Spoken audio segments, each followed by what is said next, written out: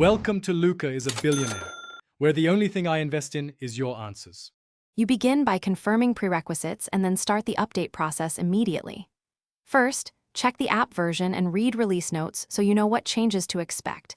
This prevents surprises. Once done, make sure you have a recent backup of settings or data. Backups let you restore quickly if an update fails. Finally, connect to a stable network or plug in the device to avoid interruptions. These steps save time and reduce risk during installation. You proceed to download and install the update, focusing on execution details. Start the app updater or open the official store and download the package. Using official channels avoids corrupted installers. Next, close resource heavy or conflicting programs and free about 10 to 20% of memory so the installer can work efficiently. While installing, watch the progress bar and any messages.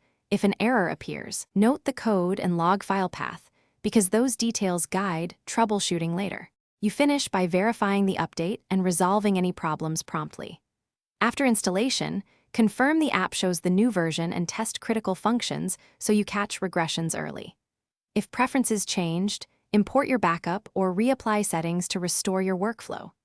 Finally, if functionality fails, restart the app or device, review installer logs for clues, then reinstall or roll back to the previous version. This targeted approach reduces. Thanks for watching and please subscribe. It's the best investment you'll ever make.